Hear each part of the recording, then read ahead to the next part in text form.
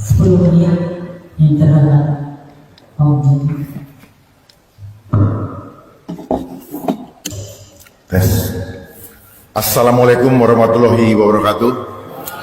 Mereka, mereka, mereka. Mari kita bersama-sama mengucapkan puji syukur kepada Tuhan Yang Maha Kuasa atas anugerah dan karunia-Nya sehingga pada hari ini kita masih bisa hadir dan duduk bersama di sini menjelang tanggal 17 Agustus sebagai peringatan hari di mana bangsa Indonesia telah memproklamirkan kemerdekaannya.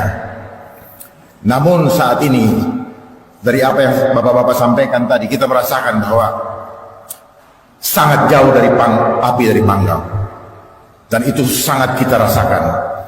Tadinya saya mempersiapkan agak resmi, tapi karena bapak-bapak tadi saya lihat tanpa teks, maka saya juga mengurungkan membacanya.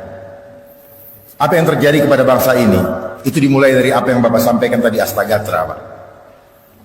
Ya, seolah-olah itu adalah konsep yang baik untuk bangsa kita sebagai konsep ketahanan nasional. Tetapi ternyata udang di balik batunya, lewat Astagatra mereka ingin menguasai 3 gatra, Trigatra, dengan memainkan Pancagatra, Pak. Ya, Ipolexosbud, karena apa yang terjadi di bangsa kita ini adalah konsep intelijen. Buat masalah, ciptakan reaksi, dan berikan solusi. Mohon maaf, saya dulunya juga berpikir bahwa semua itu bagus. Memang istilahnya Astagatra, tetapi ternyata itu adalah istilah yang di endorse atau di dropping, cuman diganti dengan istilah lokal, bahkan menggunakan frasa Sanskerta. Jadi mereka ingin menguasai geografi, demografi, dan kekayaan alam. Yang dimainkan adalah Ipolexosbud Hankam dan hukum tentunya. Apa yang terjadi sekarang ini adalah desain yang protokolnya sudah disiapkan jauh-jauh hari, Pak.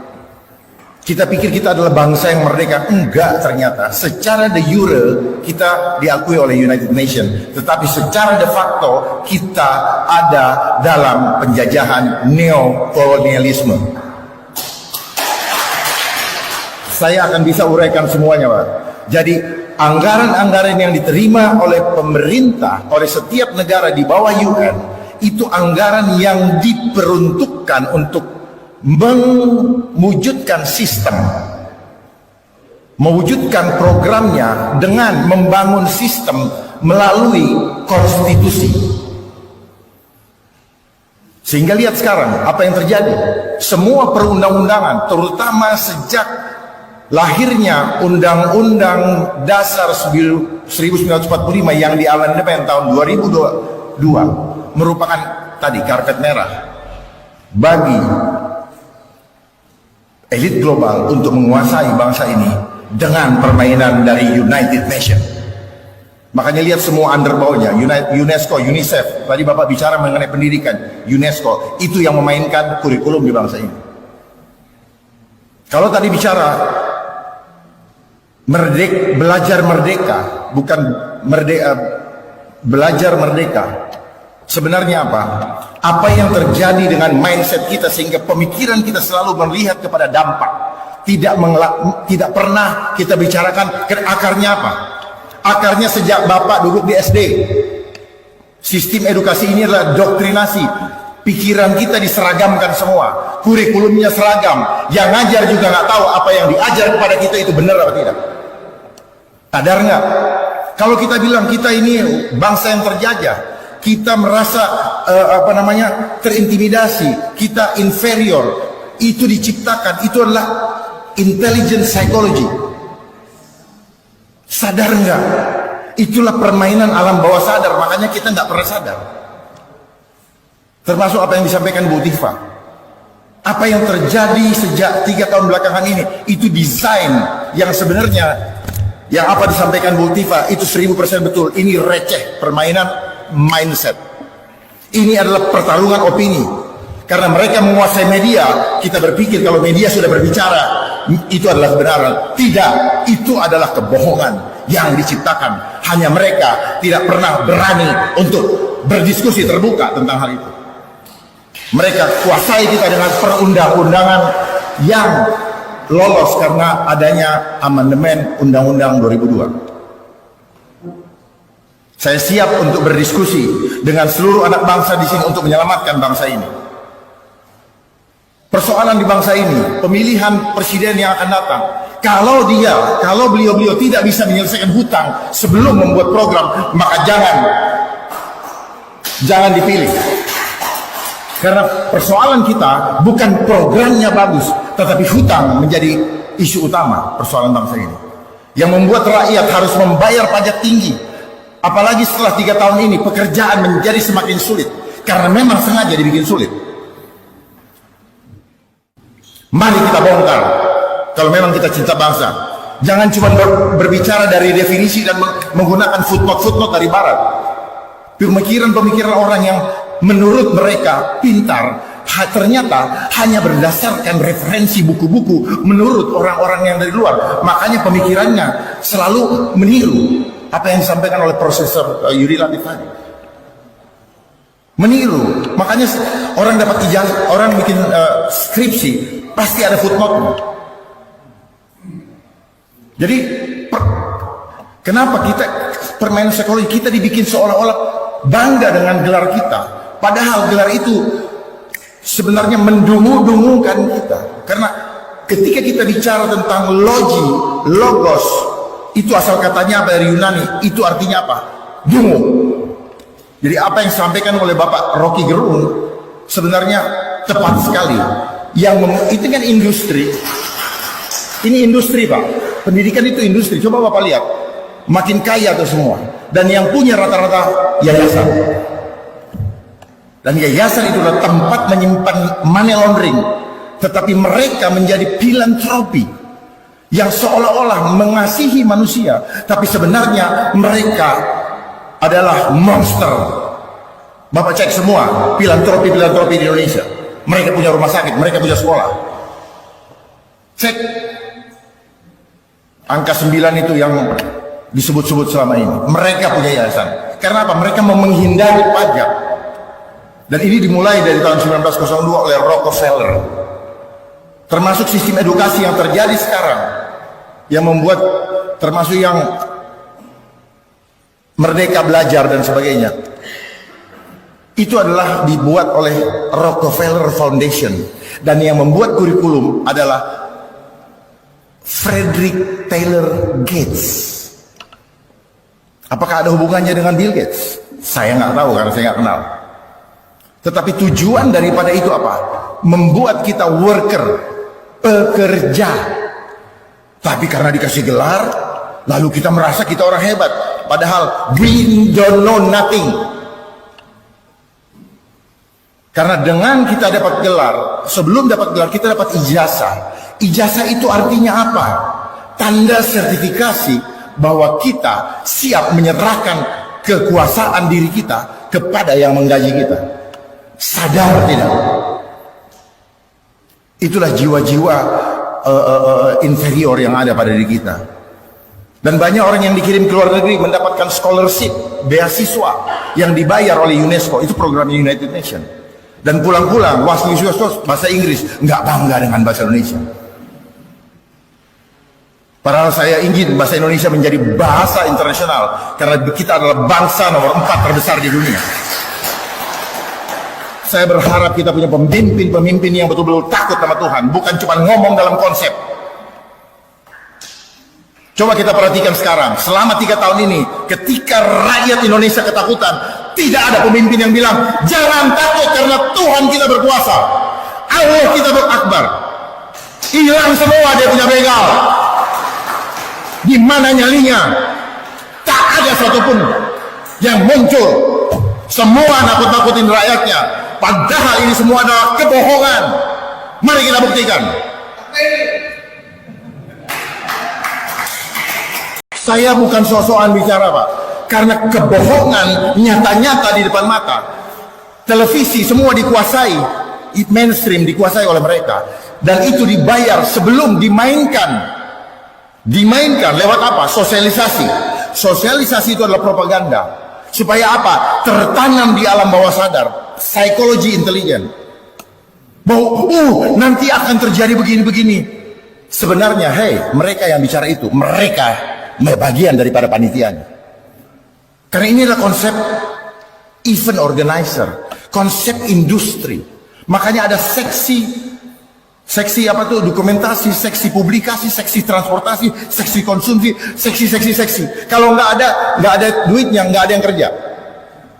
Mana ada manusia mengejar manusia?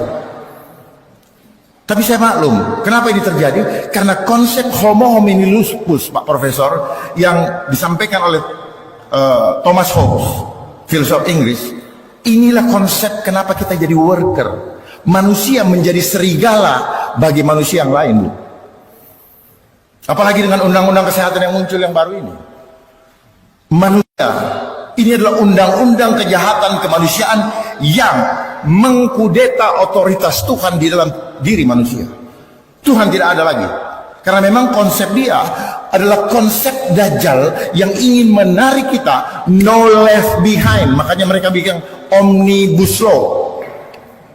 No left behind.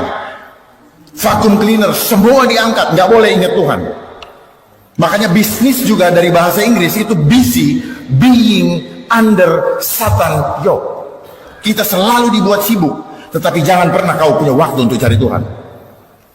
Apa yang Ibu sampaikan tadi mengenai kelompok pelangi yang Bapak sampaikan tadi, Pak Laksamana, kelompok pelangi itu sudah diprogram sejak TK.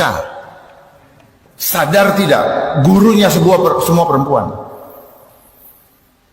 Sehingga yang laki menjadi kelaki-lakian, yang wanita melihat gurunya adalah sosok yang tangguh. Dia pulang ke rumah, bapaknya masih cari duit, dia nggak ketemu bapaknya. Dia lihat ibunya selalu menjadi sosok pelindung bagi dia. Sehingga yang wanita menjadi kelaki-lakian. Ini adalah permainan psikologi, Pak. Permainan alam bawah sadar. Terus juga kemudian muncullah namanya emansipasi wanita lewat hak asasi manusia. Paham tidak udang di balik batunya? Udang di balik batunya adalah anak dijauhkan dari ibunya. Sadar atau tidak, lewat kesulitan ekonomi, kesulitan apa, sehingga ini menjadi naskah akademik, menjadi alasan pembenar. Termasuk membuat undang-undang, selalu menggunakan naskah akademik, bukan? Untuk pembenaran tentang apa yang niat udang di balik batu daripada apa yang jadi semua program-program yang ada selalu berbicara yang muluk-muluk, tapi maksud di balik itu justru kebalikan daripada kemulukan itu. Mau mengentaskan kemiskinan, tapi tujuannya adalah membuat semakin miskin. Dan akhirnya ini adalah pengkondisian. Jadi apa yang terjadi di antara kita selama ini adalah pengkondisian lewat protokol. Protokol itu maknanya apa? Protokol itu maknanya apa? Rekayasa. Itu namanya pengkondisian. Nah, yang terjadi di antara kita, karakter, keadaan, ekonomi dan semua itu terkondisi. Ini yang disebut by design. Ya. Makanya banyak orang kebingungan. Kita hanya selalu lihat dampaknya. Kayak pemadam kebakaran, kok bisa begini, kok dia begitu, kok gitu. Akar masalahnya dong cari. Jadi akar masalah saat ini adalah ketika Undang-Undang Dasar 45 di amandemen tahun 2022 itu menjadi pintu masuk lahirnya perundang-undangan yang menguntungkan global, tetapi terus dilaksanakan. Kenapa? Karena mereka tahu kelemahan kita adalah apa? Ketamakan. Mereka memberikan dana yang begitu besar untuk bangsa ini untuk memuluskan dia punya agenda. Dan program-program Bapak perhatikan, setiap pergantian presiden selalu terjadi perubahan nomenklatur kementerian. Sadar tidak? Berubah-ubah, dimulai dari Kominfo, merubah ini. Tujuannya apa? Mereka mau mendesain, memanipulasi ruang media sosial. Mereka yang mengontrol. Makanya hilangnya post-truth, hilangnya kebenaran. Semua harus berdasarkan kebenaran tunggal. Yang benar akan dibilang hoax. Tapi kalau sesuai dengan agenda mereka, itulah kebenaran.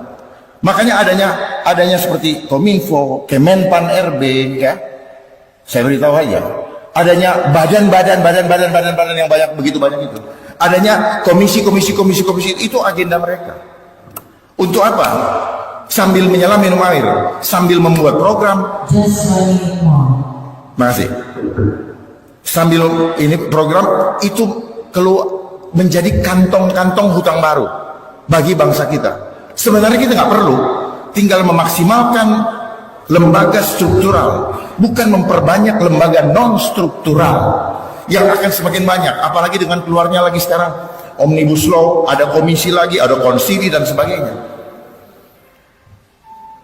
Mungkin itu yang bisa saya sampaikan. Dan kita saya mau formula khususnya untuk menyelesaikan hutang negara sebelum beliau menjadi presiden. Ketika beliau menjadi presiden dilantik, langsung selesaikan hutang negara hanya dalam 1 hari. Saya punya formulanya. Jangan tanya dari konsep ekonomi atau apa yang disekolahi di fakultas, karena mereka tidak akan pernah mengajarkan kepada kita bagaimana menyelesaikan hutang. Tapi mereka diajarkan bagaimana membuat rakyat selalu berhutang. Dan dalam waktu dekat akan saya umumkan, dan saya minta bapak-bapak juga mengawal bagaimana sebenarnya kita punya harta yang begitu besar untuk menyelesaikan hutang ini. Tapi dana-dana tersebut bukan kita peruntukkan untuk pembangunan, untuk penyelesaian hutang, itu untuk pembangunan, untuk kesejahteraan rakyat. Tetapi yang akan kita lakukan untuk penyelesaian hutang adalah kita bermain dengan konsep yang sangat bisa kita lakukan. Asal negara mempunyai political will yang sungguh-sungguh ingin menyelesaikan hutang untuk mengembalikan kedaulatan rakyat sebagai pemegang tertinggi di bangsa ini. Wabillahi taufiq wal hidayah. Assalamualaikum warahmatullahi wabarakatuh.